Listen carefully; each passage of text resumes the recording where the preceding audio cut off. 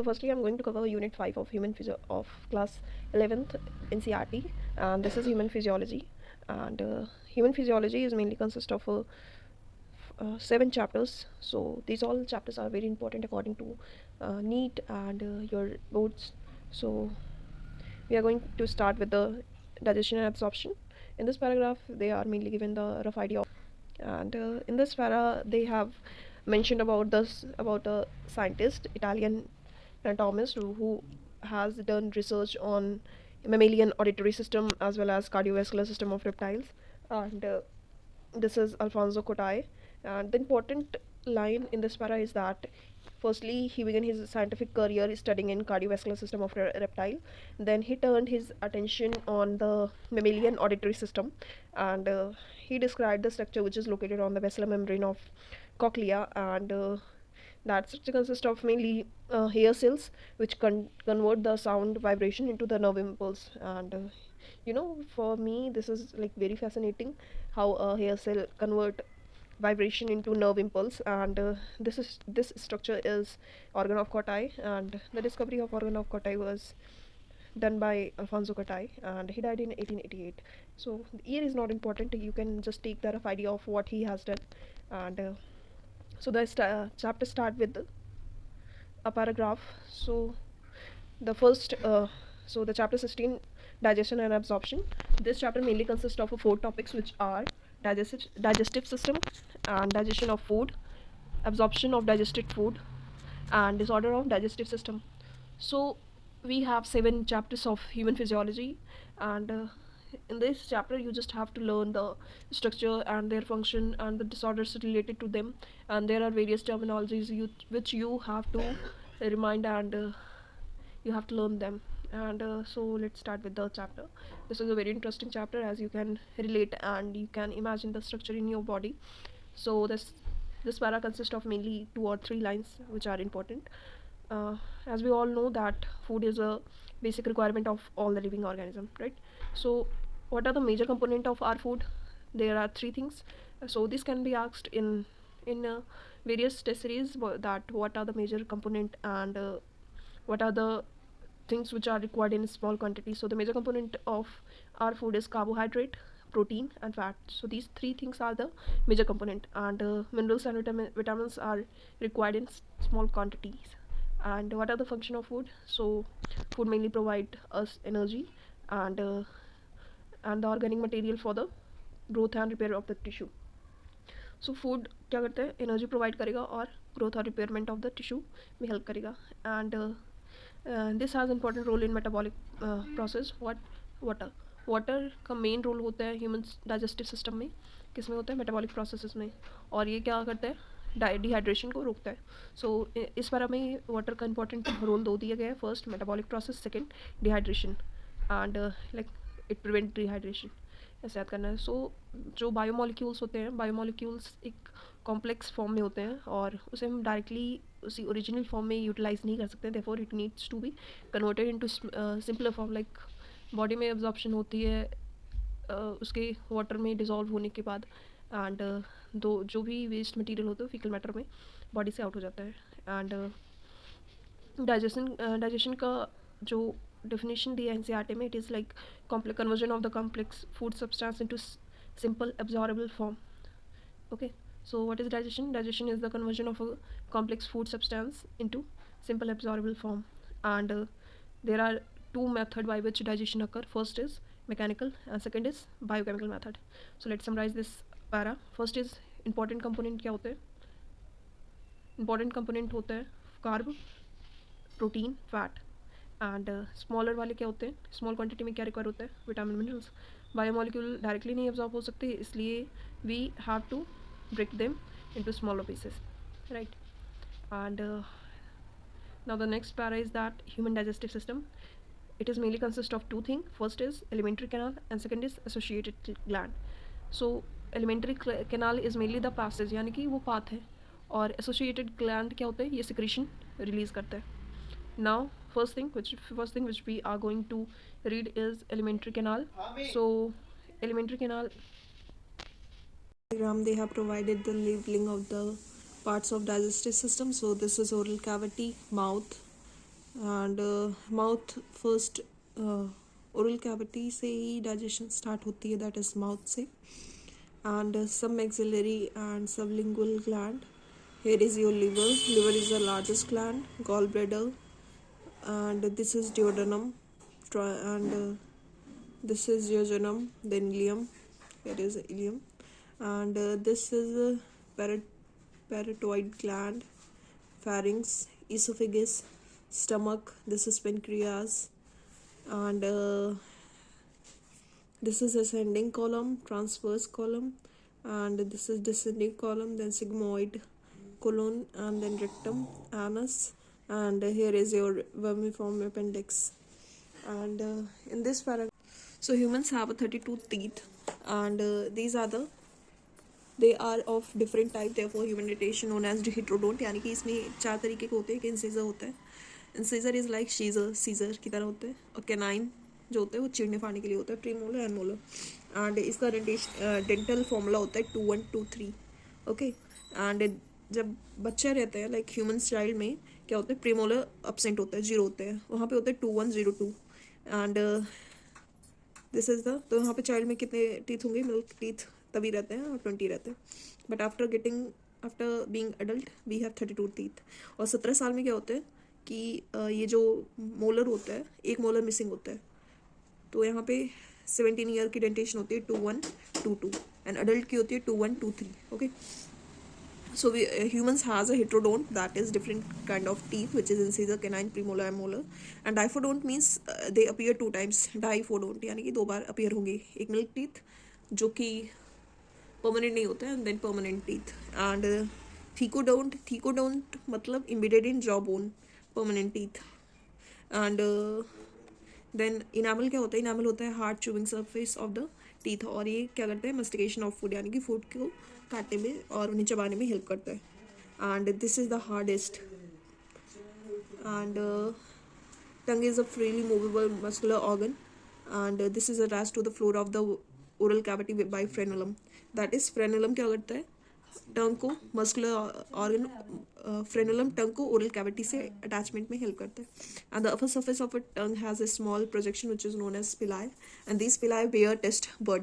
तो पिलाई कहाँ, पिलाई में क्या होता है, टंग का प्रोजेक्शन होता है पिलाई, और उस पिलाई के ऊपर क्या होता है, टेस्ट बड होता है. टेस्ट बड किस में हेल्प करता है, टेस्ट करने में. It's revise this para. So human dentition क्या होता है, वो होता है heterodont, like they have 4 type of teeth. Diphodont means they appear 2 times, and these are thecodont, that is they are embedded in jawbone. And human dentation का formula क्या होता है, 2123. चिल्ड्रंस में क्या होता है 2102, and 17 year old में क्या होगा 2122. okay. And enamel is a hard chewing surface of the teeth, and this help in mastication of food. And tongue क्या होता है, ये freely movable muscular organ होता है, and ये oral cavity से attach होता है by which thing, frenulum. So frenulum help in the attachment of this tongue with oral cavity. And पिलाई क्या होता है, पिलाई क्या होता है, टंग के ऊपर एक स्मॉल प्रोजेक्शन होती है जिसे पिलाई बोलते हैं, और इस पिलाई पे क्या होता है, टेस्ट बड होते हैं जो कि टेस्ट करने में हेल्प करते हैं. ओके. नाउ अभी जब ओरल कैविटी के और आगे बढ़ेंगे तो क्या आएगा, शॉर्ट फैरिंग्स आता है. और ये शॉर्ट फैरिंग्स क्या होता है, ये कॉमन पैसेज होता है बोथ फूड एंड एयर के लिए, यानी कि शॉर्ट फैरिंग्स से फूड भी जाता है और एयर भी जाता है, कॉमन पैसेज होता है, यानी कि यहाँ से फूड पाइप भी ओरिजिनेट होती है और ये लंग्स की एयर पाइप भी. सो इसोफेगस एंड ट्रैकिया, ट्रैकिया को क्या बोलते हैं, विंड पाइप बोलते हैं. Oesophagus and trachea both open into pharynx. Okay, because pharynx is a common passage for food and air. So cartilaginous flap oesophagus जो होता है, सॉरी एपिग्लॉटिस जो होता है, वो क्या करता है, वो प्रिवेंट करते हैं entry of food into glottis. जो एपिग्लॉटिस होता है वो ग्लॉटिस के ऊपर होता है, एपी मतलब ऊपर, यानी ग्लॉटिस के ऊपर क्या होता है, एपिग्लॉटिस होता है. और ये क्या होता है, कार्टिलेजनस फ्लैप होता है. ये मेनली क्या करता है, ये एंट्री प्रिवेंट कर देता है किसकी, फूड की विंड पाइप में जाने से. एंड ड्यूरिंग सॉलोइंग, यानी कि जब हम खाना ऐसे सॉलो करते हैं तो एपिग्लॉटिस एंट्री को, फूड की एंट्री को प्रिवेंट कर देता है. एंड इसोफेगस क्या होता है, इसोफेगस जो फूड पाइप होती है वो थिन होती है, यानी कि वो पतली होगी, लॉन्ग होगी, लंबी ट्यूब होगी. और पोस्टीरियरली मतलब पीछे की ओर, एंटीरियरली मतलब आगे की ओर, यानी कि पीछे की ओर रहती है नेक के. आगे क्या होगी, आगे विंड पाइप होगी, और उसके पीछे क्या होता है, इसोफेगस होता है. And thorax and diaphragm. And oesophagus कहाँ पे लीड करेगा, जी शेप ऑर्गन जो होता है अपना स्टमक में. So first oral cavity, then pharynx, then esophagus, then stomach, and then अपना duodenum, jejunum, ileum, then large intestine में, then anus. इसी का पैसेज होता है. Now we will read all the things in detail which are given in NCERT. So now the next thing is, molar are 3 in number, and premolar, premolar are 2 in number. Okay, so this premolar and molar help in grinding of the food. यानी कि जैसे mixer में होता है grind करने वाला, वो grinding में हेल्प करते हैं. और केनाइन क्या होते हैं? केनाइन जो होता है ये कार्निवोर में होते हैं, and this is help in tearing.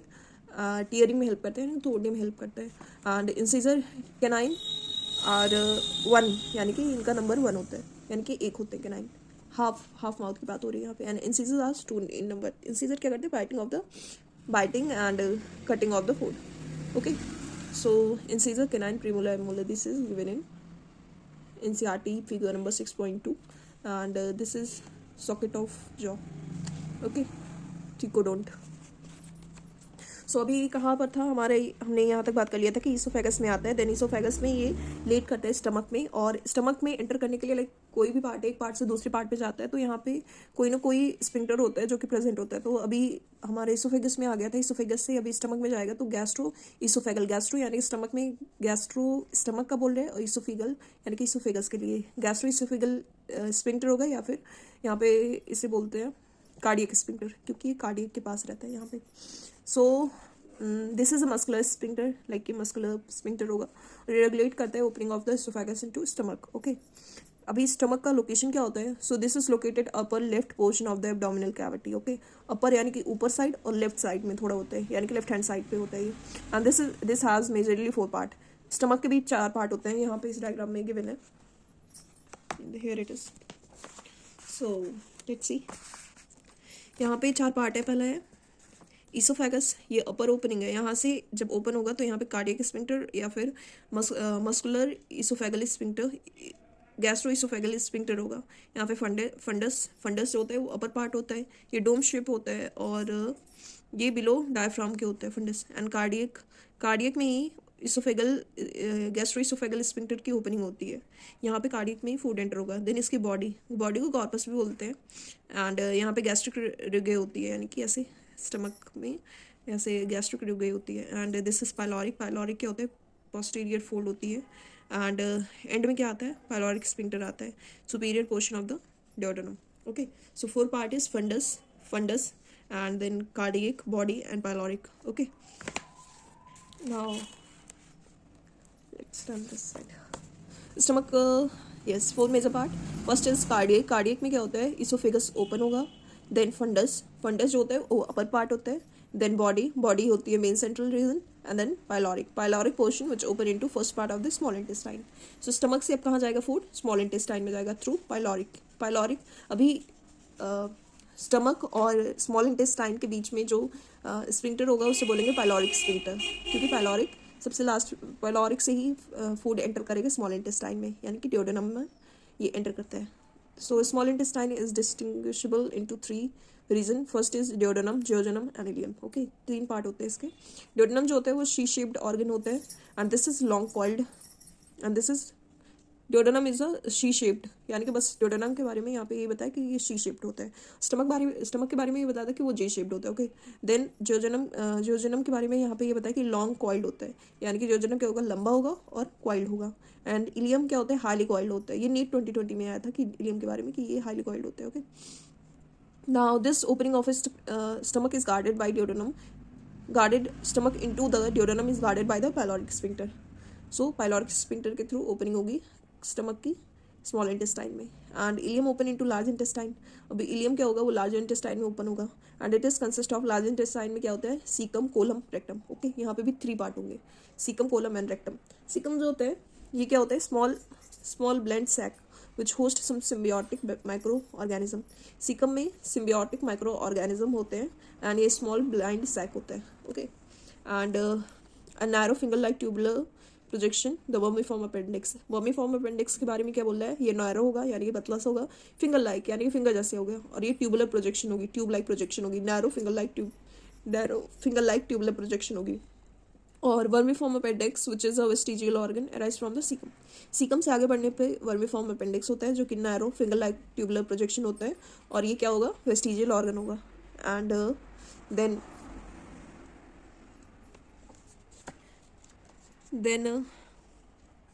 Then caecum जो होता है वो ओपन करेगा कोलन में. ओके, सो कोलन जो होता है वो अगेन 4 पार्ट में डिवाइड होगा. पहला असेंडिंग, ऐसे ऊपर जाएगा, देन ट्रांसफर होगा, फिर डिसेंड होगा, फिर एक सिग्मोइडल कोलोन होगा। ये आपके फिगर नंबर 16.1 में गिवन है। सो where we were, yes, ascending, transfer, descending and sigmoid colon. The descending part open into rectum which open out through anus. So descending part जो होता है descending colon वो open होगा rectum पे, and rectum कहाँ further move करेगा, anus पे. And now we will learn about the wall of the alimentary canal. So I'm making some short note which you can take and revise the things which are there in this para. सबसे पहले mouth होगा, mouth में buccal cavity, then mouth से oesophagus, then stomach, then small intestine, then large intestine, then anus, then rectum, then anus. Okay, so mouth की बात करें तो यहाँ पे ये हेट्रोडोंट होता है, थीकोडोंट होता है एंड डाइफोडोंट होता है।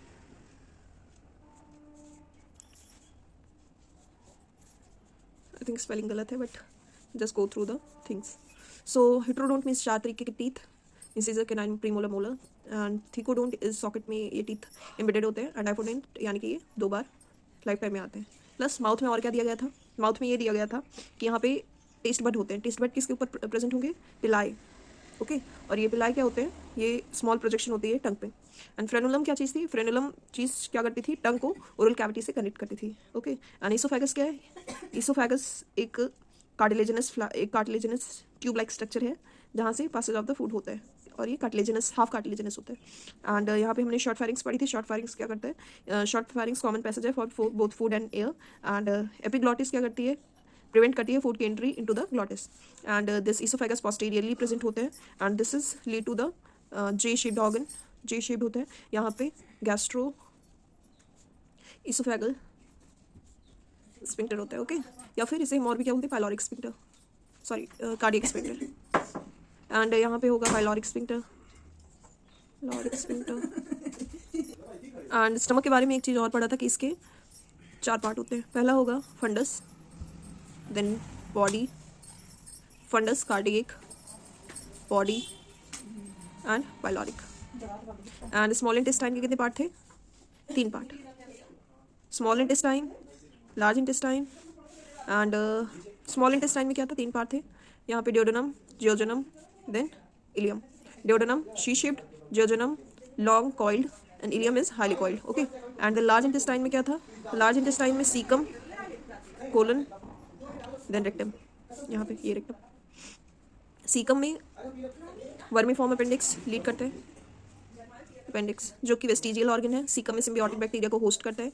कोलोन क्या होता है, कोलोन में इसके भी 3 पार्ट, इसके भी 4 पार्ट होंगे, एक ascending, transverse, descending, then sigmoidal.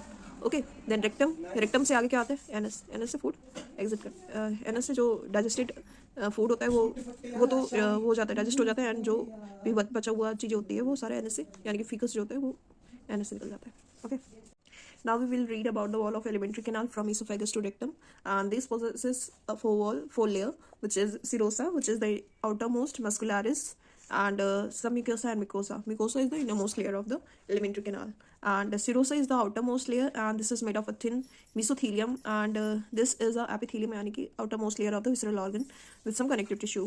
And then comes muscularis. Muscularis muscles, यहाँ पे smooth muscles होते हैं, और ये 2 पार्ट में होते हैं। इनर जो होता है वो सर्कुलर होता है, and outer is longitudinal, ICOL। Longitudinal में ऐसे याद करते हैं, एल के बाद वो आते हैं तो यहाँ पे आउटर होगा। ओके, सो ट्रिक कुछ भी बना सकते हो, और सर्कुलर में आई है तो inner. Okay, inner circular, outer longitudinal. Then an oblique muscle layer may be present in some region, that is muscularis में ऑब्लिक मसल्स प्रेजेंट हो सकती है कुछ रीजन्स में, वही स्टमक की बात कर रहे हैं। And then comes submucosa. Submucosa जो होता है ये लूज कनेक्टिव टिश्यू का होता है, और यहाँ पे क्या होते हैं, नर्व्स होते हैं, ब्लड वेसल्स होते हैं, और लिम्फ होती है। और ड्योडेनम में क्या होता है कि जो ग्लैंड्स होते हैं वो सबम्यूकोसा में ही प्रेजेंट होते हैं, यानी कि ड्योडेनल के ग्लैंड कहाँ पे प्रेजेंट होते हैं, सबम्यूकोसा में। Okay, and the innermost layer is innermost layer lining the lumen of the alimentary canal, which is the mucosa. So let's revise. So I made this thing to just summarize the points. So wall of the alimentary canal is from esophagus to rectum, and this is of 3 layer. First is serosa, which is outermost, then comes muscularis, जिसके 2 part होते हैं, outer is circular and inner is longitudinal, then some mucosa and mucosa. Okay, serosa is the outermost and this is thin mesothelium, and ये epithelium होते हैं, यानी कि outermost layer होता है visceral organ का with some connective tissue. Okay, and जो muscularis होगा, मस्कुलरिस में स्मूथ मसल्स होंगे, मस्कुलरिस ऐसे आप कह सकते हैं, smooth muscles, outer is longitudinal and inner is circular, and यहाँ पे क्या होता है, ऑब्लिक मसल्स प्रेजेंट होते हैं some region. Okay, then comes submucosa. Submucosa में क्या याद करना है कि यहाँ पे लूज कनेक्टिव टिश्यू होंगे, जहाँ पे nerve, blood vessels, lymph vessels पाए जाएंगे, और सबम्यूकोसा में ही ड्यूडेनल ग्लैंड प्रेजेंट होते हैं. Then come mucosa. म्यूकोसा जो होता है वो इनर लेयर होता है, ल्यूमेन को फोल्ड, ल्यूमेन की लाइनिंग में होता है, एंड म्यूकोसा में क्या होता है, इरेगुलर फोल्ड होते हैं जिससे रिग्यू बोलते हैं, जो कि प्रेजेंट होता है स्टमक में. Okay, rugae is present in stomach. And यहाँ पे एक चीज़ होता है, विलाई जो होते हैं, स्टमक में रिग्यू होता है, और स्मॉल इंटेस्टाइन में क्या होता है, विलाई. विलाई क्या होता है, ये स्मॉल माइक्रोस्कोपिक प्रोजेक्शन होते हैं जिसके ऊपर माइक्रोविलाई प्रेजेंट होती है, और ये माइक्रोविलाई ऐसे होते हैं. ओके, ये मानो विलाई है तो इसके ऊपर भी छोटे छोटे माइक्रो विलाई होंगे, एंड इसका अपीयरेंस कैसा होता है, ब्रश बॉर्डर अपीयरेंस होता है. फंक्शन क्या होगी, सरफेस एरिया को इंक्रीज कर देंगे. एंड दीज विलाई में क्या प्रेजेंट होते हैं, लेक्टियल्स भी प्रेजेंट होते हैं, और these lacteals are the network of capillaries and large lymph vessels. And ये विलाई क्या होते हैं, स्मॉल फिंगर लाइक फोल्डिंग्स होती हैं. देन म्यूकोसा की एपिथेलियम में प्रेजेंट होता है गॉबलेट सेल. गॉबलेट सेल का फंक्शन क्या होता है, म्यूकस को रिलीज करना, और म्यूकस क्या करता है, लिब्रिकेशन करता है. एंड यहाँ पे ग्लैंड भी प्रेजेंट होते हैं, म्यूकोजल ग्लैंड, जैसे कि स्टमक में क्या होता है, गैस्ट्रिक ग्लैंड होती है, एंड इंटेस्टाइन में क्या होता है, क्रिप्स ऑफ लिवर कोन, जो कि प्रेजेंट होता है between the base of the villi. इस विलाई के बेस में प्रेजेंट होगा crypts of liver cone. And this was the summary of this paragraph which talks about the wall of the alimentary canal. So you can go through the lines. Okay, now let's discuss the figure. Figure number 6.4, diagrammatic representation of transverse section of a gut, जो कि 4 layer में होगा. Outer जो होता है वो serosa होता है, thin epithelium, mesothelium, then comes muscularis, inner circular, outer longitudinal. यहाँ पे इनवॉलेंट्री वो होता है, स्मूथ मसल्स होंगी तो यहाँ पे इनवॉलेंट्री एक्शन होता है. And diameter change of gut, and then comes submucosa. Submucosa में blood vessels, nerves and connective tissue होते हैं. म्यूकोसा जो होता है यहाँ पे ल्यूमेन को लाइनिंग करेगा, एंड यहाँ पे डाइजेस्टिव ग्लैंड्स भी प्रेजेंट होते हैं, एंड यहाँ पे villi, macrovilli and tube present होते हैं. Then comes this diagram which is again very important. So this is a section of small intestine mucosa showing villi. Okay, so यहाँ पे ये विलाई होगी, इसके ऊपर भी माइक्रो विलाई होती है. इन अंदर में क्या होता है, लेक्टियल्स प्रेजेंट होते हैं. ये क्या है, लेक्टियल है. देन इसके आउटर में ऐसे नेट लाइक कैपिलरीज होंगी, यहाँ से आर्टरी जाएगी. ये आपको याद करना पड़ेगा क्योंकि पेपर में क्या होता है, कलरफुल नहीं रहता, तो you just have to remember the things कि कहाँ पे क्या है. नीचे वेन्स है, यहाँ पे क्रिप्स है, यानी कि गड्ढा टाइप का, जहाँ पे क्रिप्स ऑफ लिवर कोन होते हैं. And this is a artery, then capillaries, lacteals and villi. Okay, so I have mentioned all the things which are there in NCERT in that short in this. Okay, so you can take the screenshot of it also, or just go through the NCERT. You will get the things.